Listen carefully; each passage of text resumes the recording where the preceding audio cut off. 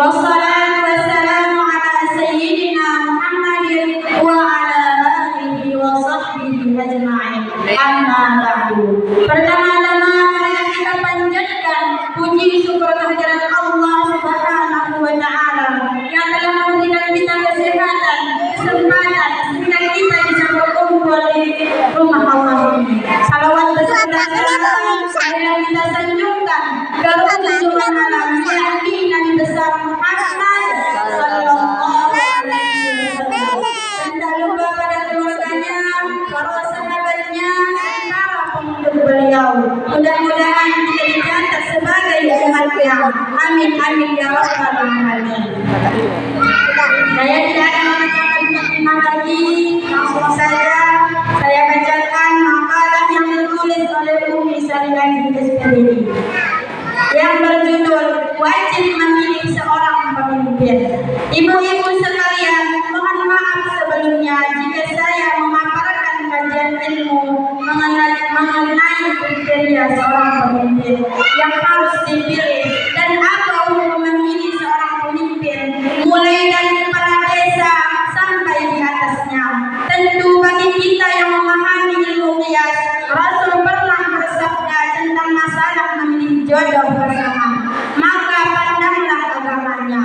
Dan di dalam Al-Quran banyak keterangan tentang hal tersebut, termasuk tidak boleh memilih pemimpin yang kafir. Surah Ali Imran ayat 28 yang berbunyi, A'udzu billahi minasyaitonir rajim. Bismillahirrahmanirrahim. La yattakhidhul mu'minuna al-kafirina awliya'a min dunil mu'minin wa man yaf'al dhalika falaysa minallahi fi shay'in. Falaysa minallahi fi shay'in illa an tattaqu minhum tuqah wa yu'allimukumullahu nafsah wa ilallahil masir. Yang artinya, janganlah orang-orang beriman menjadikan orang kafir sebagai pemimpin, melainkan orang-orang beriman. Barang siapa berbuat demikian, niscaya dia tidak akan memperoleh apapun dari Allah, kecuali karena siasat menjaga diri dari sesuatu yang kamu kabulkan dari mereka. Dan Allah memperingatkan kamu akan diri sisanya, dan hanya kepada Allah tempat kembali. Dan juga dalam Al-Quran surah Al-Maidah ayat 51 yang artinya, wahai orang-orang yang beriman, janganlah kamu menjadikan orang Yahudi dan Nasrani sebagai pemimpinmu. Mereka satu sama lain saling melindungi. Barang siapa di antara kamu yang menjadikan mereka pemimpin, maka sesungguhnya dia termasuk golongan mereka. Sungguh Allah tidak memberi petunjuk kepada orang-orang. Surah An-Nisa ayat 59, kita diperintahkan mengikuti Allah dan Rasulnya dan pemimpin-pemimpin kita. Yang artinya, wahai orang-orang yang beriman, taatilah Allah dan taatilah Rasul Muhammad dan ulil amri pemegang kekuasaannya di antara kamu. Kemudian jika kamu berbeda pendapat tentang sesuatu, maka kembalikanlah kepada Allah, Al-Quran dan Rasul Sunnahnya. Jika kamu beriman kepada Allah dan hari kemudian, yang demikian itu lebih utama bagimu dan lebih baik akibatnya. Dan di dalam ayat Al-Quran kita juga diperintahkan untuk bermusyawarah dalam suatu urusan, apalagi yang sifatnya kemaslahatan umat. Ayat Al-Quran Ali Imran ayat 129 yang artinya, maka berkat rahmat Allah engkau Muhammad berlaku lemah lembut terhadap mereka. Sekiranya engkau bersikap kasar dan berhati kasar, tentulah mereka menjauhkan diri dari sekitarmu. Karena itu maafkanlah mereka dan mohonkanlah ampunan untuk mereka, dan musyawarahlah dengan mereka dalam urusan itu. Kemudian apabila engkau telah membulatkan tekad, maka bertawakallah kepada Allah. Sungguh Allah mencintai orang yang bertawakal. Di dalam keadaan usul fikih yang dijadikan dasar-dasar dalam ditetapkan suatu hukum selain Al-Quran dan hadis, maka ada ijma, ada qiyas, ada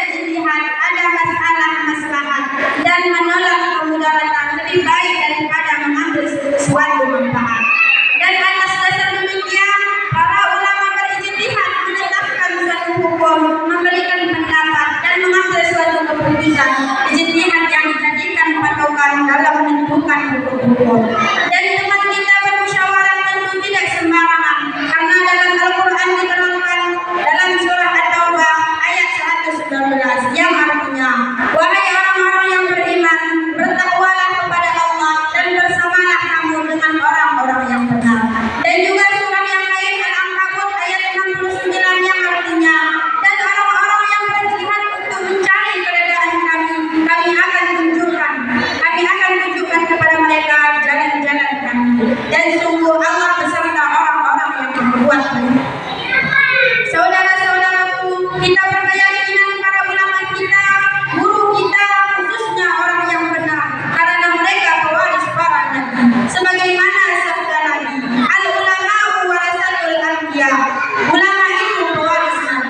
Dan di dalam Al-Quran surah An-Nisa ayat 59, kita diperintahkan mengikuti Allah dan Rasulnya, dan juga pemimpin-pemimpin kita. Maka jika status kita murid, maka pemimpin kita adalah guru. Sebagaimana para sahabat berikrar terhadap Nabi Muhammad sallallahu alaihi wasallam, sami'na wa ata'na, kami dengar dan kami taat. Dan jangan sampai kita seperti Bani Israil terhadap nabinya, sami'na wa asaina, kami dengar dan kami maksiat, tidak patuh. Para ulama berijtihad dalam mengambil suatu pendapat bukan dasari hawa nafsu atau kepentingan pribadi. Dan kita meyakini bahwa guru kita merupakan wali Allah yang tentu mata batinnya lebih tajam, karena Allah menganugerahkan sifat basarnya pada mereka. Dan ini penting saya paparkan, karena mengajak suatu kebaikan adalah suatu kewajiban, seperti tertera dalam surah An-Nahl ayat 125 yang artinya, serulah manusia kepada jalan Tuhanmu dengan hikmah dan pengajaran yang baik, dan berdebatlah dengan mereka dengan cara yang baik. Sesungguhnya Tuhanmu, Dialah yang lebih mengetahui siapa yang sesat dari jalannya, dan Dialah yang lebih mengetahui siapa yang mendapat petunjuk. Kemudian sejarah mengingatkan kita bahwa ketika Nabi Muhammad sallallahu alaihi wasallam belum dikuburkan, sahabat langsung bermusyawarah memilih penggantinya. Saat itu Abu Bakar terpilih karena keimanannya sudah diakui. Kalau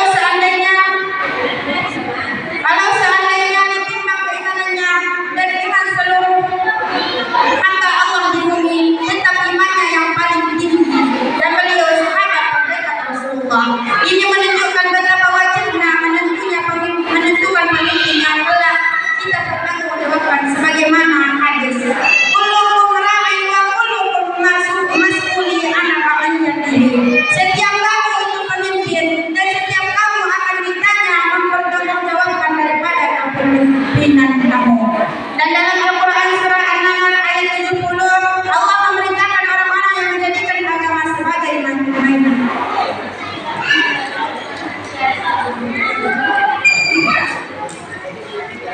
Dan surah Hud ayat 117 sampai 119, Allah menerangkan tidak akan membinasakan orang-orang yang soleh, yang artinya, dan Tuhanmu tidak akan membinasakan negeri-negeri secara zalim selama penduduknya orang-orang yang berbuat kebaikan. Dan jika Tuhanmu menghendaki, tentu Dia jadikan manusia umat yang satu, tetapi mereka senantiasa berselisih pendapat, kecuali orang yang diberi rahmat oleh Tuhanmu. Dan untuk itulah Allah menciptakan mereka. Kalimat keputusan Tuhanmu tetap telah tetap, aku pasti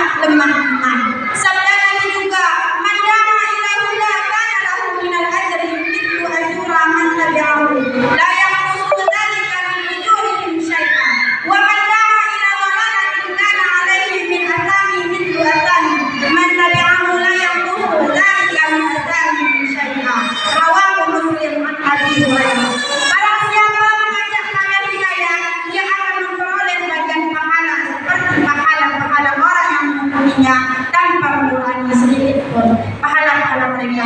Barang siapa mengajak pada kesesatan, ia akan memperoleh bagian dosa seperti dosa-dosa orang yang mengikutinya tanpa mengurangi sedikit pun dosa-dosa mereka. Dan hadis Rasulullah SAW, "Hadithu anni walau ayat, wa hadithu an abadihi sawatin, wa la haraja wa man kadzdzaba alayya muta'ammidan, falyatabawa muqaddamu minan nar." Rawahu Bukhari wa Muslim. Sampaikanlah dariku walaupun hanya satu ayat. Ceritakanlah apa yang telah aku beritahukan mengenai Bani Israel. Karena demikian itu tidak berdosa. Barang siapa mengajak berdusta tentang aku, telah tempatnya di neraka. Kandun, jalan-jalan ke Sukadamai, singgah sebentar desa Pemuka. Apapun isi cerita, tetaplah berbuat sangka. Marami kayu di Pemuka, simbah lain cara buat. Buat cerita ilmu mo si Kuruna. Penulis Umi Saryadi Allahu a'lam. Wassalamualaikum warahmatullahi wabarakatuh.